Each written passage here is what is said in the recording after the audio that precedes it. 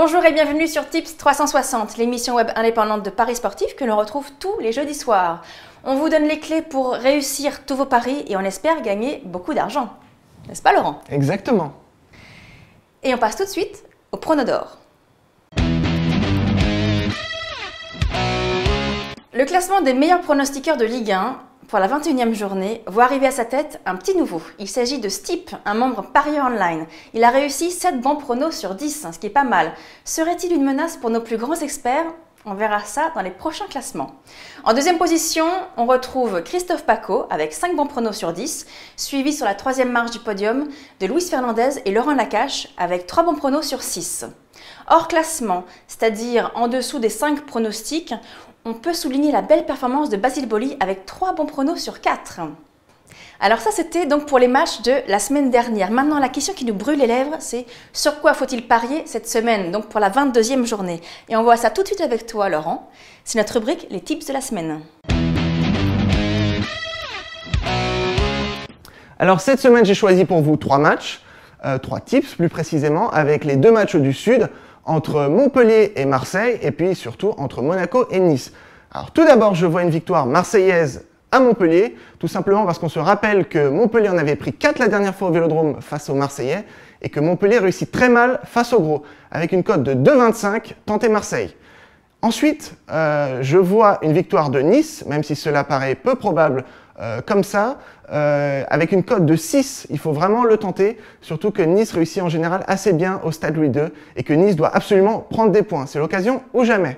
Mon troisième tips pour finir va s'arrêter sur la victoire de Saint-Etienne à Auxerre, vous avez bien entendu. Saint-Etienne s'est rattrapé en coupe en plantant 4 et Auxerre va largement moins bien depuis quelques semaines, donc avec une cote de 4,5, c'est très tentant. Voilà, c'était mes stats, mes petits pronos de la semaine. Merci Laurent. Et on passe tout de suite à l'invité de la semaine. Nous recevons aujourd'hui Kevin Rapp, fondateur du site 1001 Sportif et également fin joueur de foot et de rugby. Bonjour Kevin. Salut Kevin. Salut Laurent, salut Lucie.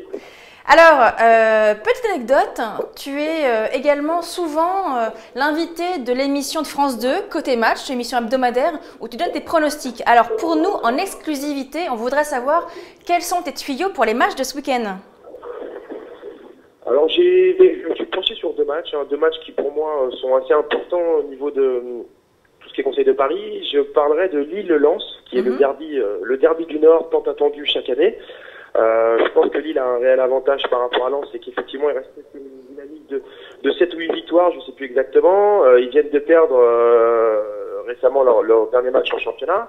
Lens aussi, donc je pense que je parierais bien. Moi je parie sur une belle victoire de Lille malgré tout. Hein. À combien? La confiance est toujours dans les rangs niveaux.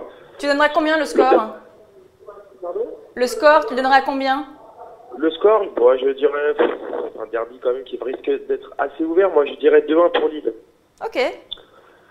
Après, le deuxième match, j'avais joué sur Marseille-Montpellier, ou Montpellier-Marseille plutôt, puisque Marseille se déplace a priori. Là, j'ai parié aussi sur une victoire de Marseille à l'extérieur, 2-0. Effectivement, Montpellier fait un très bon début de championnat. Maintenant, je pense que Marseille, il n'y a pas de doute, son jeu quand même qui est assez... un fond de jeu de qualité, donc je pense que Marseille devrait normalement l'emporter tranquillement ce week-end. D'accord Kevin, et qu'est-ce que tu penses du match Lyon-PSG? Quel est ton pronostic? Alors Lyon-PSG, effectivement, c'est un match compliqué pour les deux équipes parce qu'il faut pas se taper. Lyon vient de se faire sortir des 2 compétitions nationales, que ce sont la Coupe de France et la Coupe de la Ligue. Donc, ils sont peut-être, je pense même que c'est pas leur compétition phare et des compétitions majeures pour ces clubs-là. Ça fait toujours mal quelque part. Paris qui non plus reste pas forcément sur une très bonne dynamique. Il a gagné 3-1 contre Evian en Coupe de France. Je verrai une victoire lyonnaise. Il y a l'avantage du terrain en plus. 2-0 pour Lyon. Moi, Et à combien donc? À combien la victoire lyonnaise? À combien le score? 2-0 pour Lyon. 2-0, d'accord. Très bien, on va regarder ça ce week-end alors. Merci Kevin. Salut Kevin. Voilà. À bientôt. Bonne journée à tous. À bientôt, au revoir. Et on passe tout de suite à la stat de la semaine. Comme vous l'avez constaté dans mes tips, j'ai décidé de miser sur une victoire de Nice à Monaco. Et tout simplement parce que j'ai relevé une stat particulièrement intéressante. En effet, Monaco à domicile n'a plus battu Nice depuis la saison 96-97, soit presque 13 ans.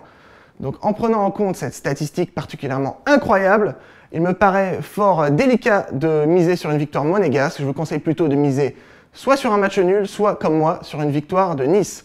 À vous de savoir ce qu'il vous reste à faire. Merci Laurent, on va suivre ça.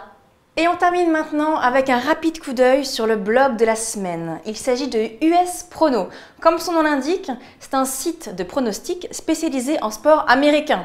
Basket, football, hockey, tous les sports américains sont représentés ici. Alors, si vous voulez conquérir le nouveau monde et suivre les matchs américains à la sauce testostérone, US Prono est fait pour vous. Merci d'avoir suivi Tips 360. On se retrouve jeudi prochain. En attendant, n'oubliez pas que vous pouvez suivre toute l'actualité des paris sportifs et les conseils des tipsters sur Paris Online. À jeudi. Ciao, ciao!